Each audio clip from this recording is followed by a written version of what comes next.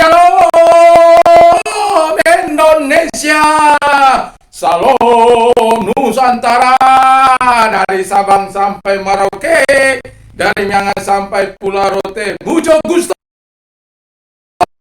Bapak-bapak, ibu-ibu, saudara-saudari yang kekasih dalam Tuhan Yesus Kristus, opung, oma, opa, kakek, mbak, tulang dan tulang, papu, beli, cece, mas, titi, koko, lae, ito, kakak-kakak, adik-adik, semuanya. Senang bertemu di pagi yang indah ini melalui layanan. Supaya kekuatan Roh Kudus senantiasa menyertai urapannya. Kekuatannya yang supranatural selalu mengalir dalam segenap roh, jiwa, dan tubuh kita. Tetap iman kita kuat di dalam Kristus. Puji nama Tuhan. Dan pagi hari ini saya mau menyampaikan renungan firman Allah yang terdapat dalam 2 Korintus 12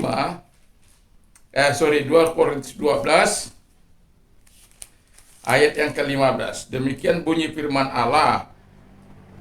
Karena itu aku mengorbankan milikku, bahkan mengorbankan diriku untuk kamu. Jadi jika aku sangat mengasihi kamu, masakan aku semakin saya ulang. Jadi jika aku sangat mengasihi kamu, masakan aku semakin kurang dikasihi. Puji nama Tuhan. Tema kita adalah berkorban, ya. Kalau kita berkorban rasanya kurang enak, ya. Tapi ini hidup yang sangat penting, yang sangat perlu dimiliki oleh siapapun, ya. Satu contoh, pahlawan kita berkorban tenaga, pikiran, nyawa, darah, dan nyawa mereka hanya untuk memberikan kemerdekaan bagi rakyat Indonesia, ya. Dari tidak memandang suku, agama, dan ras, tidak memandang agama, sama-sama berperang membangun Indonesia jaya, sehingga NKRI ini ada. Dan sekarang kita yang menikmati kemerdekaan hanya disuruh mengisi, dan mengisinya bukan dengan provokator, mengisinya bukan niat-niat yang tidak baik, tapi mengisinya dengan pembangunan yang bermanfaat bagi semua manusia. Itu berkorban. Orang tua berkorban, ya. Orang tua berkorban, Anda bisa bayangkan dari mulai lahir, dari mulai dikandung sampai mereka lahir, kemudian disekolahkan sampai mereka menjadi sarjana, kemudian itu mereka bisa karena orang tua yang rela berkorban.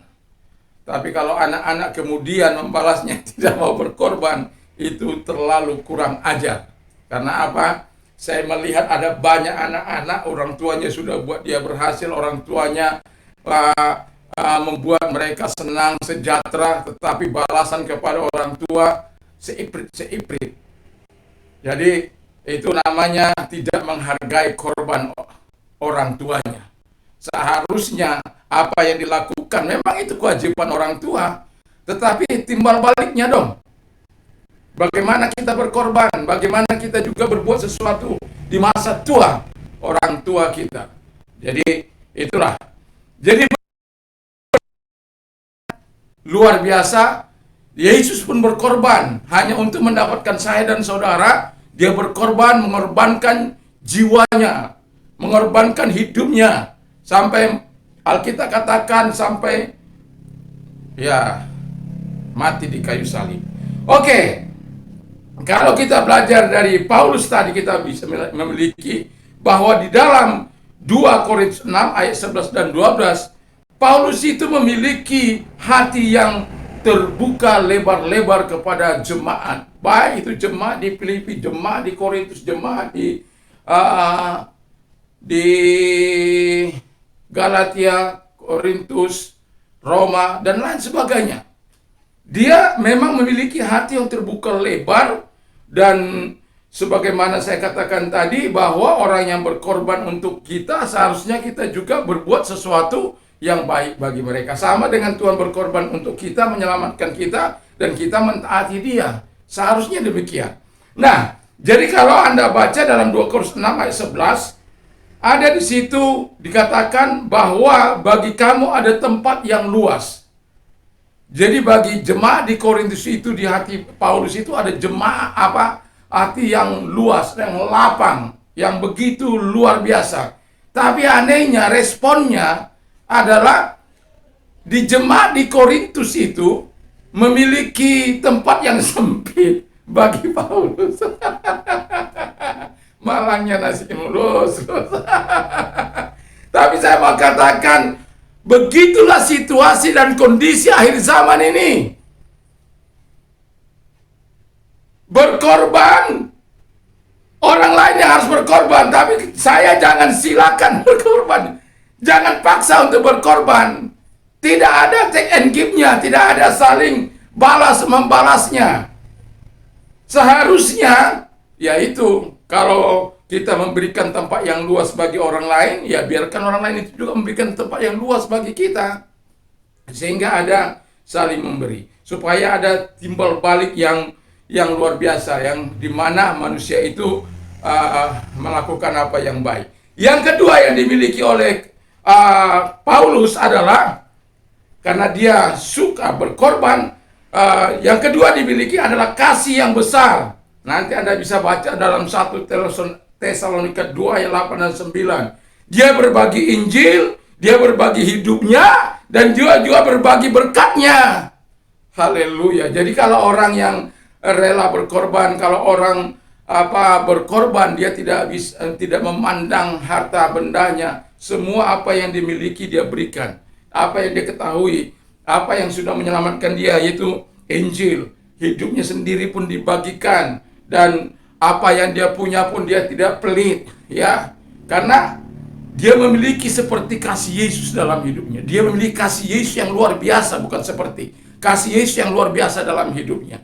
Dia meneladani sang gurunya, yaitu Yesus Kristus. Nah, yang ketiga dikatakan Alkitab adalah memiliki hidup yang rela berkorban. Ya, tadi saya katakan para pahlawan menyerahkan harta, tenaganya, bahkan nyawanya. Jadi kita juga mungkin harta, tenaga, dana, pikiran, dan lain sebagainya. Jadi Paulus itu memang memiliki itu semuanya. Nanti Anda bisa baca dalam 2 Korintus 12 tadi ayat 15 tadi, kita jelas bahwa hidupnya pun diberikan untuk Tuhan.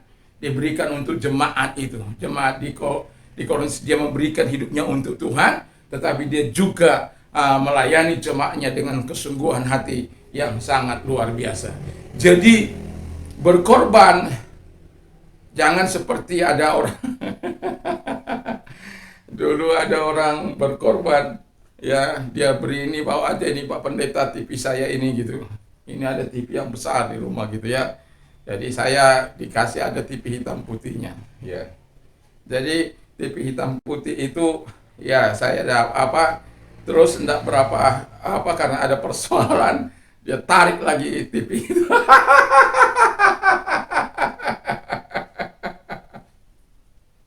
Saya bukan penikmat nonton televisi, bukan, ya. Ya, ada di sini tapi nggak kita pasang karena sudah beda apanya, ya, beda wawasannya gitu. Jadi sampai sekarang ini kami tidak ada TV di sini, walaupun ada, ya dia nganggur, ya. Tapi yang mau saya katakan adalah bahwa zaman sudah berbeda, tetapi berkorban itu harus kita miliki untuk mendapatkan hidup yang lebih baik. Kita untuk belajar, untuk menjadi pintar, kita perlu mengorbankan waktu kita belajar siang dan malam. Untuk menjadi berhasil mungkin kita harus kerja keras dan lain sebagainya. Nah, ada sebuah kisah yang mungkin kita tidak pernah lupakan, yaitu pelukis, ya, yang bernama Albrecht Dürer, ya, yang hidup di masa tahun 1471 sampai 1500. Mereka punya sahabat yang mau saling sekolah, ya. Mereka sama-sama pecinta seni, Jadi kemudian tapi mereka adalah orang-orang yang miskin. Mereka adalah orang-orang yang tidak mampu. Lalu kemudian kedua sahabat ini berikrar untuk saling menolong, ya. Lalu mereka berkata, Durer berkata kepada sahabatnya berkata kepada Albert Durer, mari kita mari kita sekolah gitu ya. Saya akan membiayai gitu. Jadi satu di antara kita akan bekerja keras untuk membiayai. Nanti setelah kamu tamat, Anda membiayai. Nah, sebenarnya Durer ini lebih dahulu minta, udah saya duluan untuk kamu yang sekolah, saya bekerja, kata Durer kepada sahabatnya. Sahabatnya bilang, enggak, kamu yang pergi. Nah, kemudian temannya ini yang bernama Albert Durer ini sekolah. Dan setelah dia selesai, dia pula datang ke sahabatnya. Lalu ditemuinya si temannya ini, ya, temannya lagi berdoa dengan tangan yang seperti ya ini ya, yang tangan dua itu ya, yang begini itu. Nah, jadi itulah yang dikatakan oleh si dia balik ke tempat sahabatnya itu untuk mengatakan, saya sudah berhasil, kamu sekarang tiba. Tapi dia katanya, sudah terlalu keras tangan saya ini untuk berbuat sesuatu, untuk mengukir, meluk, saking sudah apanya. Jadi dia tidak jadi. Tetapi yang saya katakan adalah memang orang-orang hidup harus rela berkorban. Berkorban hidup, berkorban harta, berkorban segala sesuatu. Kalau kita tidak memiliki ini, akan susah kehidupan kita. Bayangkan kalau istri-istri nggak mau berkorban dengan suaminya untuk masak. Anda bisa bayangkan bagaimana repotnya.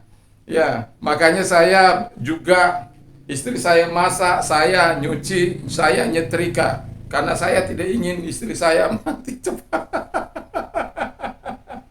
Kalau dia semua nyetrika, dia masak, dia apa, wah gimana itu gitu. Ya, harus saling tolong menolong, jadi buat tim yang kuat. Anak-anak kami, ya untuk sementara ini mereka ada di rumah, ya nggak tahu kapan mereka mau hijrah, mau apa, kemana nggak tahu. Nanti Tuhan saja mengatur mereka. Ya, artinya yang mau saya katakan, mereka juga membantu kami. Nah, jadi disitulah saling berkorban itu dibutuhkan. Orang berkorban supaya kita juga mau berkorban. Jadi kalau kita mau berkorban, rela berkorban untuk orang lain, ya milikilah hati yang terbuka lebar-lebar, milikilah kasih yang besar, milikilah hidup yang rela berkorban, supaya dengan demikian kita bisa menghargai setiap korban yang diberikan kepada kita. Dan dengan demikian Yesus katakan kepada kita bahwa apa yang dikorbankannya dirinya di kayu salib sampai mati di kayu salib itu karena kepentingan saudara dan saya. Jadi mari kita responi korban Yesus dalam kehidupan kita. Kalau Yesus rela berkorban bagi kita, apa yang sudah kita perbuat untuk Tuhan. Paulus telah menyatakan Yesus telah berkorban bagi dia telah berkorban bagi jemaatnya pada waktu itu. Tuhan melakukan sesuatu yang baik dalam dirinya, dan saya berharap biarlah rela berkorban dalam kehidupan kita, sehingga korban yang kita berikan kepada Tuhan adalah korban-korban yang menyenangkan hati Allah, bukan korban-korban yang menyesakkan hati Allah. Kalau kita memberikan korban-korban yang menyenangkan hati Allah, saya yakin dan percaya Tuhan juga akan memberikan yang terbaik yang sudah kita berikan. Tuhan akan Saya tidak panjangkan firman Allah, saya mau katakan kepada kita, apa yang terakhir kali kita berkorban? Saya tidak tahu. Tapi saya mau katakan,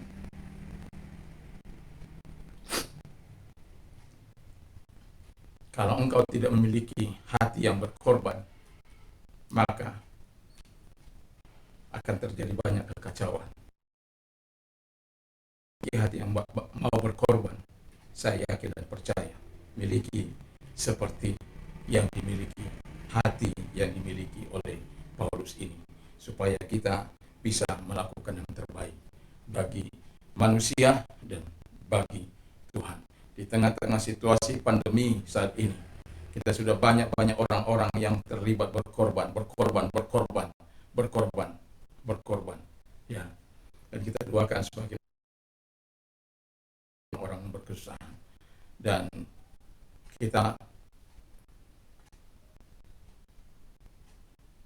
mari kita juga belajar untuk berkorban. Mungkin tidak bisa banyak-banyak, tapi di sekitar kita masih bisa. Apa yang terkecil sekalipun, itu akan membawa manfaat bagi orang lain.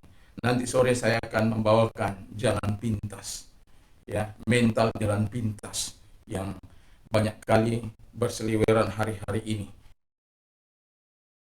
Hidup, ya, tapi itu bertolak belakang dengan rela berkorban ini, atau berkorban waktu, berkorban tenaga, berkorbanlah, ya. Berkorbanlah, maka engkau akan mendapatkan yang terbaik dalam hidupmu. Mari kita tunduk kepada dan kita berdoa.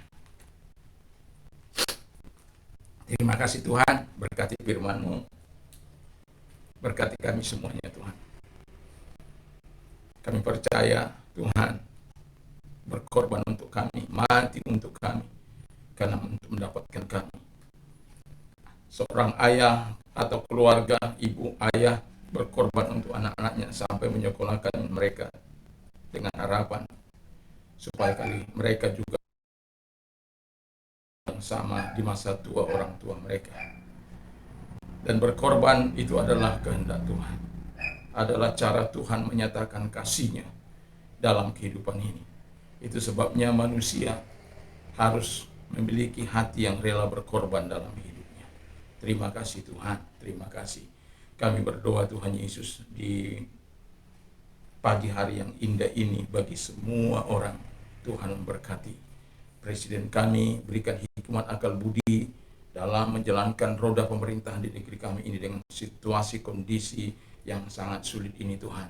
Tapi kami yakin dan percaya Tuhan akan menolong mereka, menolong pembantu-pembantunya atau menteri, para pejabat, para menteri, para gubernur, para bupati, wali kota, camat, lurah, RT, semuanya diberkati Tuhan. Gereja Tuhan juga setidak-tidaknya mau berdoa bagi gereja Tuhan, bagi semua masyarakat Indonesia dari Sabang sampai Merauke, dari Miangas sampai Pulau Rote.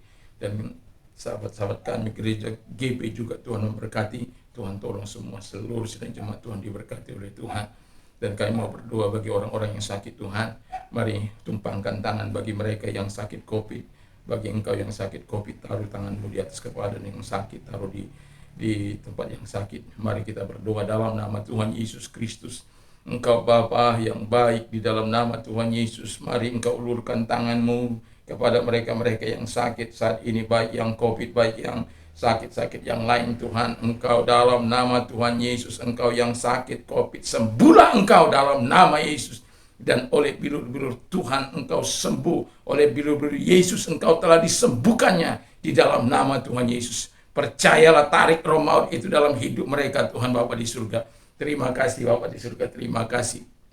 Kami juga berdoa Tuhan agar Tuhan menjamah mereka juga yang sedang terbaring di rumah sakit, di ruang ICU, dan di rumah di mana mereka yang sedang sakit Tuhan, di dalam nama Tuhan Yesus. Mari engkau sembuhkan mereka, engkau tolong mereka, dan engkau angkat sakit penyakit mereka dalam nama Yesus, dalam nama Yesus. Sembuhlah engkau Tuhan, mau engkau sembuh. Selalu ada mujizat, selalu ada kuasa bagimu. Terima kasih Tuhan, terima kasih. Kami sungguh bersyukur, berterima kasih kepadamu Tuhan. Kami berterima kasih buat kemurahan, buat belas kasihan bagi mereka-mereka yang sakit.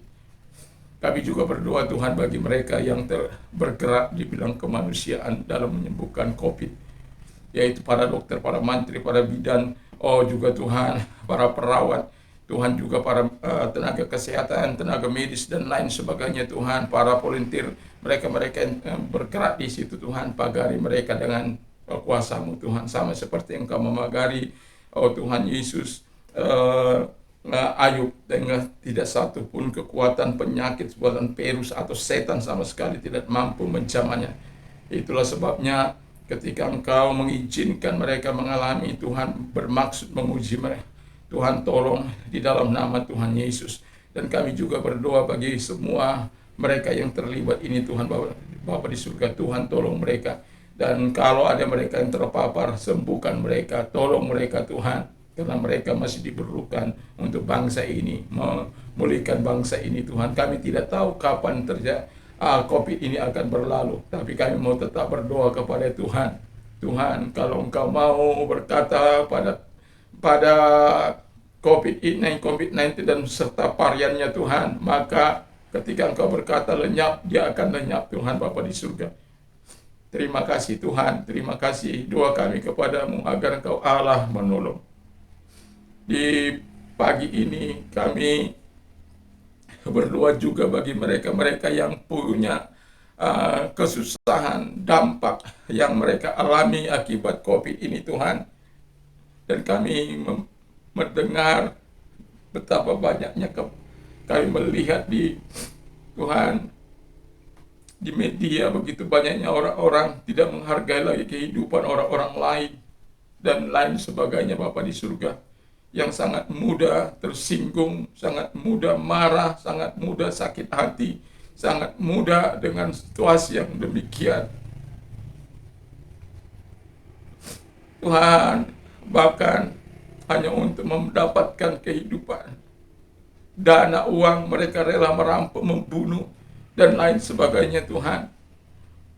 Kami berdoa kepadamu Tuhan Bapa di surga, mari Kau nyatakan kebaikan-Mu kepada mereka Tuhan, supaya mereka yang berdampak ini tetap kuat dalam hidup mereka, dalam iman mereka, dalam nama Tuhan Yesus. Kau nyatakan kuasa-Mu, Kau nyatakan kebaikan-Mu Tuhan, di dalam nama Yesus. Kami yakin dan kami percaya kepadamu Tuhan, pertolongan-Mu datang kepada mereka, belas kasihan-Mu datang kepada mereka di dalam nama Tuhan Yesus Kristus. Mari Tuhan hiburkan mereka yang mengalaminya Tuhan di dalam nama Tuhan Yesus. Tuhan tolong mereka, Tuhan tolong. Terima kasih, selesaikan masalah rumah tangga mereka, masalah pekerjaan mereka, masalah ekonomi mereka, masalah usaha mereka. Tuhan tolong mereka sehingga tidak memakai jalan-jalan pintas dalam hidup mereka Tuhan. Terima kasih Bapa di surga. Kepada siapa kami akan mengadu kalau bukan kepada Tuhan? Di tengah-tengah semakin meningkatnya angka-angka kejahatan Tuhan dengan situasi yang sulit ini. Tapi kami bersyukur Tuhan tetap memelihara kami, Tuhan tetap melindungi kami, menjagai kami Tuhan. Dan harapan kami Engkau hadir kepada setiap anak bangsa sehingga mereka melakukan yang terbaik dalam hidup mereka. Dan bagi mereka yang mau mengalami transformasi Tuhan, kalau Engkau orangnya, mari taruh tangan-Mu di dada dalam nama Yesus Tuhan, melihat baik Engkau yang seberat apapun kesalahanmu dan dosamu Tuhan, bukan mencari orang benar tapi mencari orang berdosa supaya dia selamatkan, dia ubah engkau menjadi ciptaan baru dalam dia sehingga sifat-sifat Tuhan ada dalam hidupmu. Dalam nama Tuhan Yesus, putuskan rantai dosa mereka, perbuatan-perbuatan yang tidak baik yang mereka lakukan, putuskan itu Bapa di surga, hadir dalam hati mereka, buka hatimu. Baptiskan mereka dengan kuasa Roh Kudus-Mu, buka hatimu, percayalah Yesus mau datang, taati Dia, taati Yesus, supaya Roh Kudus akan memimpin engkau, kekuatannya, kuasanya diberikan kepadamu dalam nama Tuhan Yesus Kristus. Terima kasih Tuhan, terima kasih Bapa. Kami juga berdoa Tuhan bagi mereka-mereka yang mau menerima Yesus sebagai Tuhan dan Juru Selamat. Dengarkan firman Allah, keputusan-Mu yang mengambil untuk percaya kepada Yesus sangatlah tepat, sehingga firman Allah berkata bahwa begitu besar kasih Allah akan dunia ini sehingga Ia mengaruniakan anaknya yang tunggal supaya setiap orang yang percaya kepadanya tidak binasa melainkan beroleh hidup yang kekal. Terima kasih Tuhan. Kami yakin dan kami percaya kepadamu Tuhan. Kau Allah yang mau menolong mereka. Kalau Engkau orangnya, taruh tangan-Mu di dada, mari kita berdoa. Tuhan Yesus, saya sadar saya orang berdosa. Saya butuh Tuhan, saya mengaku segala dosa dan kejahatanku. Ampuni segala dosa dan kejahatanku, sucikan hamba-Mu Tuhan dari segala dosa dan kejahatan. Dalam nama Tuhan Yesus, Kubuka hatiku dan masuklah dalam hatiku Tuhan. Pimpin, kuasai, jadi juru selamatku. Dan dalam nama Tuhan Yesus Kristus. Terima kasih. Ku percaya saat ini telah menerima hidup kekal dalam Yesus menjadi warga negaramu. Terima kasih Bapa di surga. Dan bagi mereka-mereka juga Tuhan, kami berdoa, khususnya orang-orang muda yang mungkin masih labil dengan situasi. Kami banyak melihat, mendengar melalui media, anak-anak remaja melakukan hal-hal yang tidak baik. Keadaan situasi, kondisi, oh Tuhan, tolong mereka, keadaan mereka, supaya mereka menjadi anak-anak yang baik, anak-anak yang diberkati Tuhan. Terima kasih Bapa di surga, terima kasih. Kami rindu supaya mereka menjadi anak-anak yang bisa mengharumkan nama bangsa.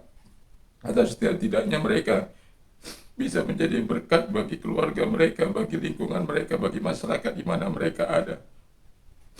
Terima kasih Bapa di surga, terima kasih Tuhan, terima kasih Bapa, terima kasih. Tolong mereka juga menyediakan lapangan pekerjaan. Kami tahu Tuhan bisa membuka bagi mereka. Tuhan tolong atau melalui kreativitas mereka sehingga mereka tidak stagnan Tuhan. Oh Bapa, Tuhan tolonglah, Tuhan tolonglah Tuhan, Tuhan tolong. Jauh di lubuk hati kami tidak ingin seorang pun yang melakukan hal yang jahat Tuhan, tapi melakukan hal yang baik. Terima kasih Tuhan, terima kasih Bapa, dalam nama Tuhan Yesus Kristus kami bersyukur, kami berterima kasih. Selalu ada kekuatan Tuhan bagi orang-orang muda sama seperti Sadrak, Mesah, Abednego, Daniel, ada Timotius. Oh Tuhan, mereka adalah orang-orang muda yang Tuhan pakai secara dahsyat. Terima kasih Bapa di surga, terima kasih, kami bersyukur, kami berterima kasih kepada-Mu Tuhan. Kami berdoa dalam nama Yesus, haleluya. Amin. Puji nama Tuhan. Bagi Anda yang sudah menerima Yesus, saya ucapkan selamat, kita menjadi warga negara surga. Dan juga bagi kita yang menerima kebaikan Tuhan, pertolongan Tuhan, pembelaan Tuhan, biar kasih Tuhan senantiasa menyertai kita. Dan kita mau menyaksikan kemurahan Tuhan.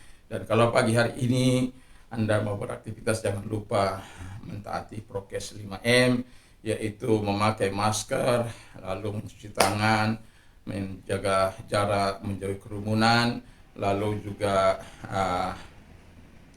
membatasi mobilitas. Lalu kemudian yang tak kalah pentingnya adalah berdoa untuk dirimu, berdoa untuk orang lain, keluargamu, semua masyarakat, bangsa dan negara, sehingga COVID ini cepat berlalu. Tuhan Yesus memberkati, dan juga damai sejahtera Allah yang melampaui segala akal akan melihara hati dan pikiran dalam Kristus Yesus. Berbahagialah orang yang mendengar, menyimpan dan melakukan firman Allah dalam hidupnya. Iman timbul dari pendengaran firman Kristus. Apa saja yang orang lain ingin lakukan kepada melakukan, cukuplah demikian. Allahku akan mencukupi akan segala kebutuhanmu menurut kekayaan dan kemuliaan dalam Kristus Yesus. Apa saja yang kau minta, dan doakan, percayalah bahwa engkau sudah menerimanya,